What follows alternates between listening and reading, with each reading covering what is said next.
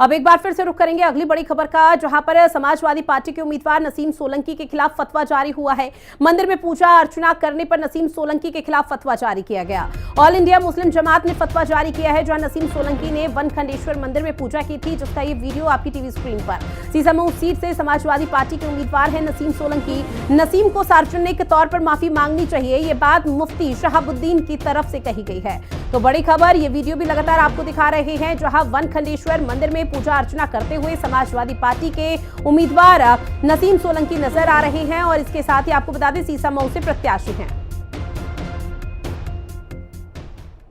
इस्लाम में मूर्ति पूजा हराम है। कोई भी शख्स, महिला हो या पुरुष, अगर वो अपनी मर्जी से, राजी खुशी से वो पूजा अर्चना करती है, जल अभिषेक करती है, जल चढ़ाती है, तो उस पर जो है वो जानबूझ के अगर करती है तो उस पर सख्त हुक्म है। और अगर वो अनजाने में करती है, उसको जानकारी नहीं है और किसी के जबर और दबाव में करती है, तो उस पर सिर्फ तौबा का हुक्म है। तो जिस महिला ने भी अगर अनजाने में किया है तो वो शरीयत की नजर में वो मुजरिम है।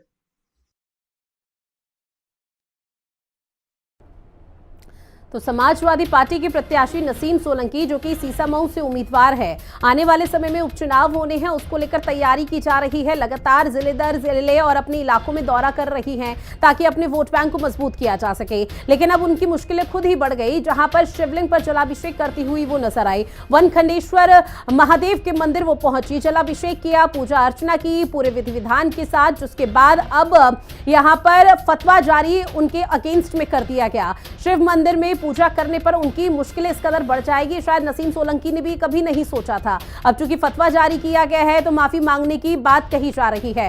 कानपुर से मेरे सहयोगी ऋषभ हमारे साथ लाइव बने हुए हैं। ऋषभ, देखिए जिस तरह से पूरा मामला सामने आया और समाजवादी पार्टी के प्रत्याशी नसीम सोलंकी के खिलाफ यहां पर फतवा जारी कर दिया गया, उसके बाद नसीम सोलंकी का कोई रिएक्शन? देखिए, हो रहे हैं तो यूपी के विधानसभा चुनाव हो रहे हैं और सीसामऊ में भी विधानसभा चुनाव हो रहे हैं। इरफान सोलंकी के जेल जाने के बाद जो है सीट हुई थी, तो जो है नसीम सोलंकी उनको टिकट दिया गया। कल मैं बताना चाहूँ कि परसों जो है नसीम सोलंकी जो हमारे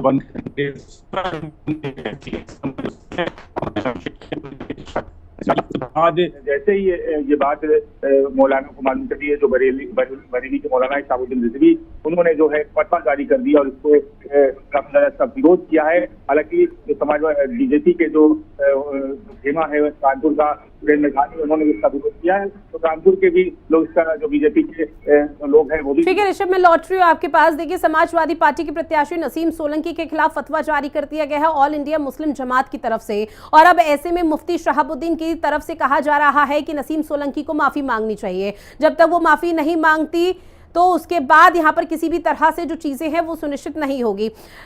महेंद्र राजूदास महाराज जी हमारे साथ जुड़ गए हैं फोन लाइन पर। बहुत स्वागत करती हूं महेंद्र जी आपका। और पहला रिएक्शन मैं लेना चाहूंगी, चूंकि देखिए एक मामला कानपुर से सामने आया, नसीम सोलंकी जो कि समाजवादी पार्टी के उम्मीदवार, वो जलाभिषेक करती हुई नजर आ रही है शिवलिंग पर, और उसके बाद मुस्लिम समुदाय की तरफ से फतवा जारी कर दिया गया।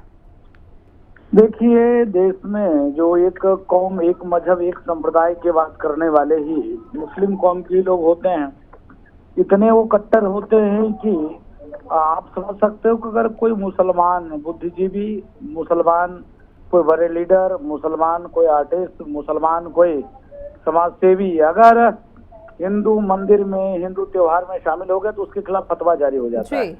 लेकिन ये लोग कहते हैं कि हम जब हिंदू कुछ बोल देता है तो बताते हैं अरे सेकुलरिज्म खतरे में पड़ गया, अरे ये तो कट्टर हैं, अरे इनको तो ऐसा नहीं बोलना चाहिए, ये मुसलमानों को देखना पसंद नहीं करते हैं। तो इसके नाते देश का जो कट्टर मुस्लिम कौम के जो लोग हैं वो सिर्फ शरीयत और शरिया से ही चलने वाले लोग हैं। उनको संविधान से, आस्था से, संस्कृति से, सनातन से कोई वास्ता नहीं, कोई वास्ता नहीं है। हिंदू जनमानस चाहे गला कटा दे, मुसलमान कौम चाहे हिंदुओं भाइयों के साथ अगर कंधा से मिलाकर चलने का एक आध दो लोग प्रयास करेंगे। लेकिन महेंद्र जी, अमूमन तौर पर आपने सुना भी होगा कि मुस्लिम समुदाय तो यही टिप्पणी करते हैं कि भाई हम तो संविधान से चलते हैं क्योंकि हम भारत में रहते हैं, लेकिन जब इस तरह के मामले सामने आ जाते हैं तब शरीयत का पाठ पढ़ाया जाता है। ये देश अभी अभी अभी ओवैसी साहब जी का भाषा है कि तिरुमाला में, तिरुपति में क्यों नहीं जो है सिर्फ जो है हिंदू ही क्यों, उस ट्रस्ट में मुसलमान को भी होना चाहिए। अभी ओवैसी जी का भाषण है, अभी तत्काल में उन्होंने ट्वीट किया है। तो मुस्लिम कौम शुरू से ही कंफर्म है कि सिर्फ अल्लाह और कुरान, ठीक है, इसके अलावा और किसी से वास्ता नहीं उनको। जी ठीक है, लौटूंगी बहन जी मैं आपके पास। मुस्लिम धर्मगुरु भी हमारे साथ जुड़ गए हैं, शाहबुद्दीन जी। चूंकि सबसे पहले तो बहुत स्वागत करती हूँ शाहबुद्दीन जी आपका, और पहला रिएक्शन इसी पर कि एक मामला कानपुर से सामने आया जहां की समाजवादी पार्टी की उम्मीदवार नसीम सोलंकी वो जलाभिषेक कर रही थी शिवलिंग पे महादेव पर, तो अब यहाँ पर फतवा जारी कर दिया गया उनके अगेंस्ट। क्या कुछ कहना आपका? आपको मालूम है फतवा किसने जारी किया है? जी सर, शाहबुद्दीन मुफ्ती की तरफ से किया गया है। तो मैं ही बोल रहा हूँ। अच्छा सर, माफी के साथ, क्योंकि अब फतवा जारी कर दिया गया है, इस पूरे मामले को अब कैसे देखा जाए? हाँ, मैं ही बोल रहा हूँ और मैंने ही फतवा जारी किया है, ऐसे समझिए आप। जी ठीक है। हाँ, देखिए ऐसा है, इस्लाम अपने अनुयायियों को एक दायरे में रहने की बात कहता है कि, और इस्लाम के एक वसूल और ज़ाब्ते हैं कि आपको ये काम करना है या ये काम नहीं करना है, ये जायज़ है या नाजायज़ है, ये हराम है या हलाल है। ये एक बाज़ाब्ता तो यानी इस्लाम का उसूल है। तो इस्लाम के उसूल के दरमियान ही मुसलमानों को रहना है और अपनी दिनचर्या को गुजारना है।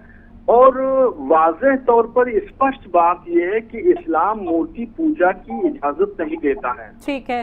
और अगर कोई पत्रकार महोदया हो या गैर महिला हो या पुरुष हो, कोई भी शख्स अगर जानबूझ के अपनी राजी खुशी से, अपनी मर्जी से अगर वो मूर्ति की पूजा करता है या करती है और या जल अभिषेक करती है जानबूझ करके, तो फिर वो उस पर वो शरीयत की गिरफ्त में होगी और वो गुनहगार होगी। उसके लिए जरूरी है कि वो तौबा करे और कलमा पढ़े।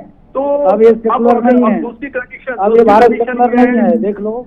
बिल्कुल मैं जी आपकी बात से सहमत। और ऐसे में शाहबुद्दीन मुफ्ती जी, माफी के साथ मैं आपको यहाँ रोक रही हूँ। एक तरफ तो सर आप लोगों की तरफ से ये भी कहा जाता है कि संविधान एक है, हम संविधान के तहत चलते हैं, संविधान में हमारी पूरी आस्था है, तो फिर ये शरीयत कहाँ से बीच में आ गया? ये देखिए, यहाँ पर संविधान से किसी टकराव की बात नहीं है, यहाँ दिनचर्या की बात है और आस्था की बात है। आस्था का संविधान से कोई टकराव नहीं है, अकीदत का, अकीदे का संविधान से कोई टकराव नहीं। संविधान खुद कहता है, संविधान के आर्टिकल में है कि वो खुद ये कहता है, आजादी देता है और वो कहता है हर शख्स अपने मजहब, मसलक और अकीदे के मुताबिक काम कर सकता है। खुद संविधान। ठीक है, राजूदास महाराज जवाब दीजिए कि क्या इतना बड़ा पाप हो जाता है कि अगर कोई मुस्लिम समुदाय का शख्स, व्यक्ति हिंदू मंदिर में प्रवेश कर जाए? आप देख सकते हैं इनकी कट्टरता, इनकी भाव। एक तरफ तो कहते हैं भारत सेकुलर देश है, यहाँ पर कोई पंथ नहीं, कोई मजहब नहीं, कोई संप्रदाय नहीं, यहाँ हर कौम का व्यक्ति स्वतंत्रता पूर्वक जिसका जो भाव आएगा वो करेगा। दूसरी तरफ ये कहते हैं कि उसने कैसे हिंदुओं के मंदिर में चला गया, उसने तो शरीयत के खिलाफ कार्य कर दिया, उसने तो इस्लाम के खिलाफ कार्य कर दिया। क्या यहाँ संविधान का राज नहीं है क्या? देश शरीयत से चलेगा क्या? यह स्वतंत्रता नहीं है क्या? डेमोक्रेसी नहीं है क्या? बिल्कुल ठीक है। ये हाँ, ये डेमोक्रेसी नाम का कोई चीज है कि नहीं? एक तरफ तो गंगा जमुनी तहजीब की बात करते हैं, सिर्फ हिंदुओं से ही अपेक्षा करते हैं कि हिंदू सिर्फ मस्जिद में आए, नमाज पढ़े, टोपी लगाए। अगर हिंदू ने कोई एक शब्द का प्रयोग कर दिया, अरे ये तो मुसलमान के खिलाफ बात कर रहे हैं। लेकिन अगर मुस्लिम कौम का कोई व्यक्ति कोई मंदिर में चला गया, ये फतवा जारी कर देंगे। इतने ये कट्टर होते हैं, तो हिंदुओं को जगाने का कार्य कर रहे हैं। ये जो सेकुलर हिंदू है हिंदुस्तान के, उनके मुंह पे जूता मार रहे हैं। जो हिंदुस्तान के सेकुलर हिंदू हैं, जो हिंदू मुस्लिम सिख ईसाई भाई की बात करते हैं, उनको जूता से निश्चित तौर पर। और देखिए, इस तरह के मामले जब सामने आते हैं तो तनाव खुद ब खुद बढ़ जाता है और उसके बाद तमाम तरह की बातों का जिक्र यहाँ पर किया जाता है। बहरहाल आप दोनों मेहमान हमारे साथ जुड़े, चर्चा की उसके लिए बहुत शुक्रिया।